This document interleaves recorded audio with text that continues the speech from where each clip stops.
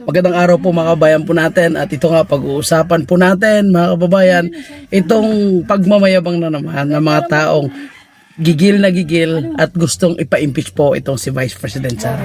Unahin natin mga kababayan itong si Chihuahua. Siyempre pag-uusapan natin no, na noon pa man ay gusto na pong ipa-impeach po si Vice President Sara, at ang kanilang naunang impeachment, sinasabi nila proseso daw ang dahilan kung bakit ibinasura ng Supreme Court ang impeachment against kay Vice President Sara.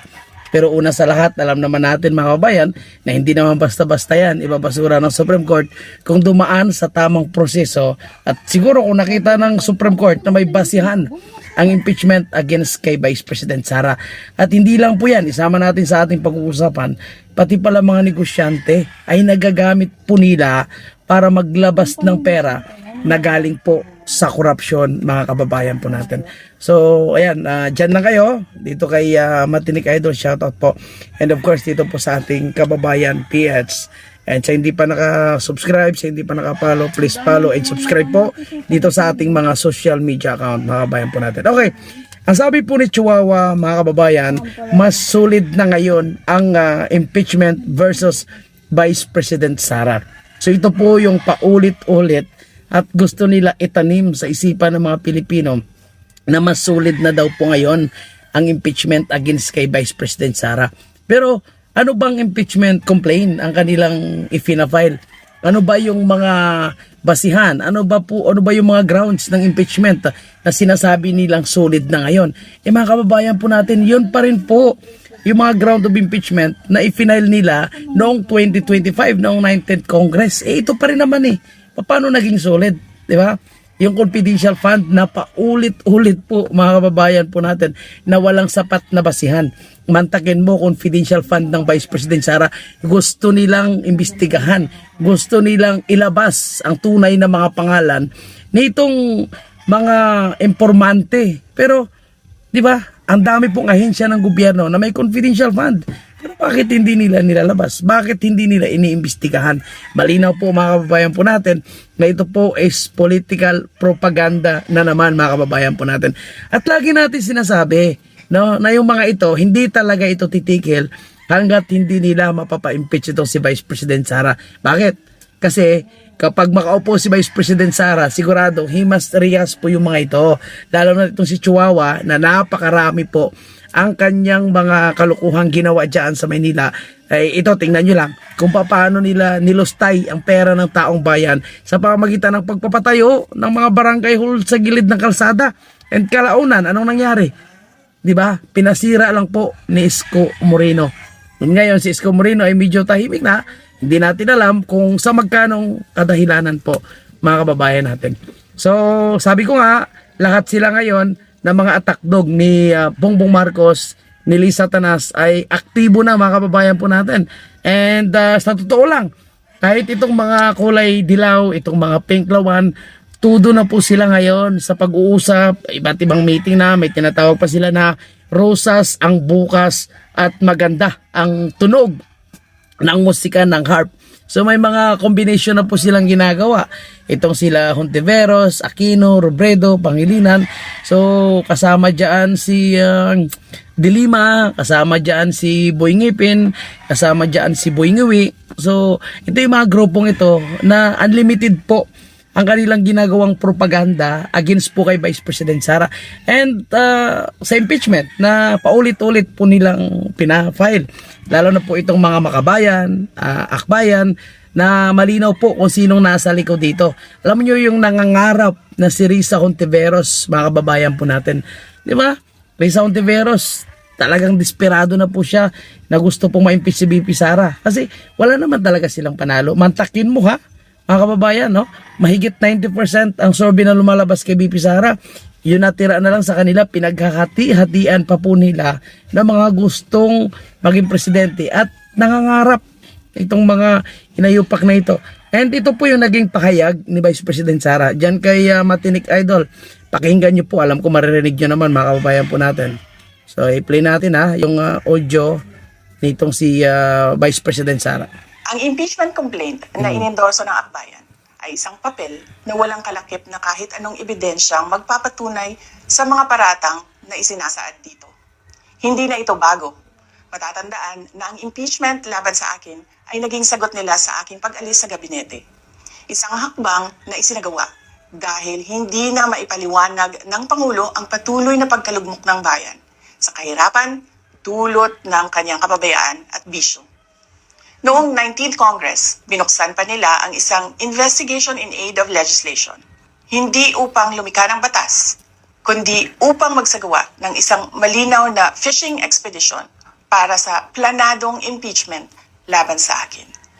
Ayan ha, planadong impeachment laban po kay Vice President Sara. Yan naman talaga ang kanilang ginagawa, mga kababayan po natin. And sagutin po natin ang nagsasabing nahihirapan daw po tayo sa signature campaign para makakuha po ng signature para po kay President Duterte against po dito sa mga taong gumawa ng labag, no, or kidnapping na pagpaparesto sa ating dating presidente. Hindi po kami nahihirapan. Alam nyo, kami po yung sinusundan. Sadyang hindi lang po namin mapupuntahan yung mga bara-barangay dahil limited lang po yung oras po natin. Kaya sa sentro lang po tayo pumupunta, mga kababayan po natin. And tandaan nyo po ha, yung mga nagbabatikos kay Tatay Digong, mga kababayan po natin, tandaan nyo po ha, yung nagsabi niyan, no, na tatay nyo karton. Actually, may sagot kami dyan tatay nyo puwel at tatay nyo hindi na po makatae. Yung tatay nyo na may garbage bag or arinola na dala sa tagiliran. Yun po yung mga nambabatikos ngayon sa dating presidente natin. So patuloy tayo dito, mga kababayan po natin, na sinasabi nga ni BP Sara na yung ginagawang impeachment laban sa kanya ay walang sapat na basihan, papel na blanco, at gumawa pa sila ng isang hearing na tinatawag nila na for aid of legislation, pero actually ginamit lang po nila, mga kababayan po natin, ang pera ng taong bayan.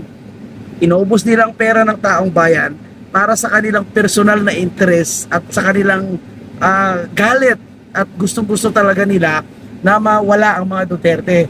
Dahil alam naman nila na hanggat nandyan si Vice President Sara, hindi talaga sila mananalo.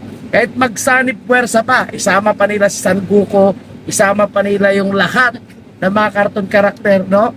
Isama pa nila lahat ng mga miyembro ng Dragon Balls, isama nila, no? Isama pa nila yung Power Rangers kung gusto nila.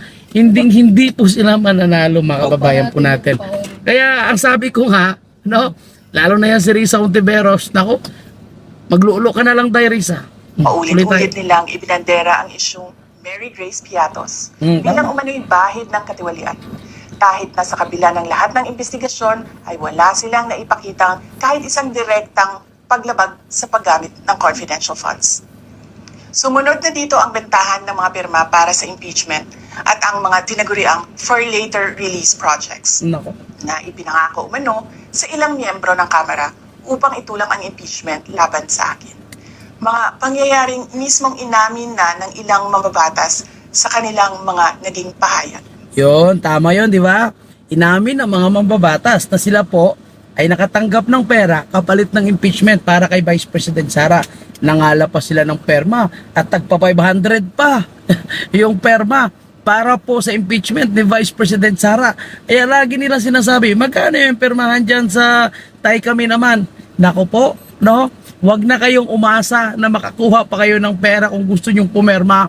Dahil ang perma po para sa Tay Kami naman signature campaign, ito po ay voluntaryo, galing sa puso. At kung ikaw ay manghihingi at kung ikaw ay gusto mo ng bayad, hindi ka namin kailangan, lalong hindi namin kailangan yung perma.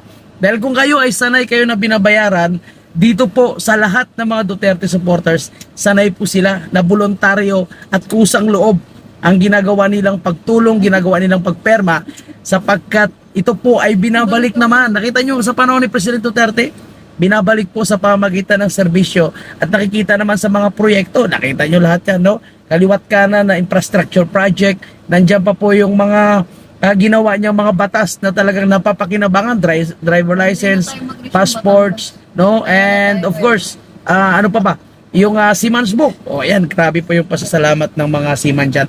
Again, balikan po natin dito po sa impeachment ni Vice President Sara.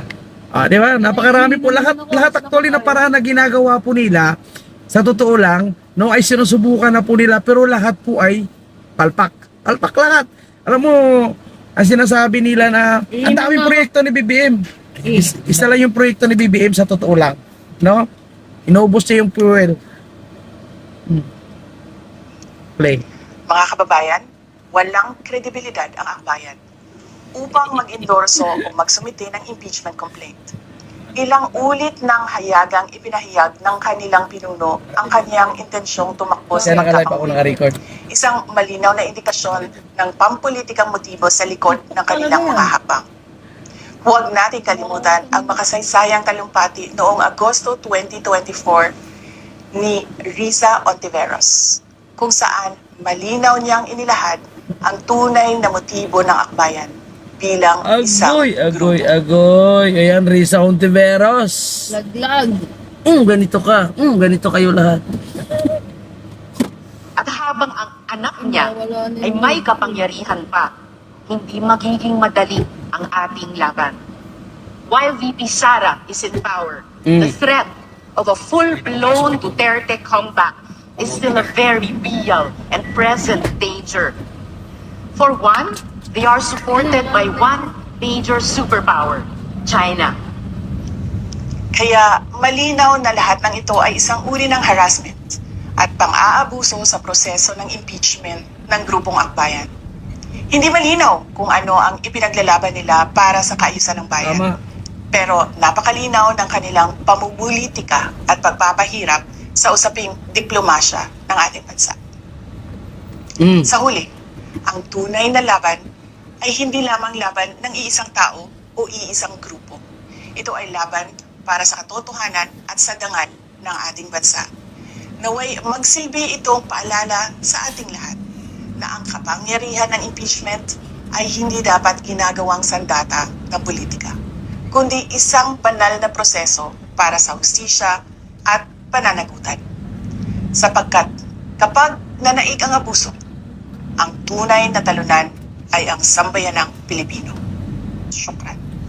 Yun po, mga kababayan po natin, di ba? Booking ang gusto ni Risa Ontiveros. Paulit-ulit niya sinasabi na hindi daw po politika, wala daw po siyang interest. O ngayon,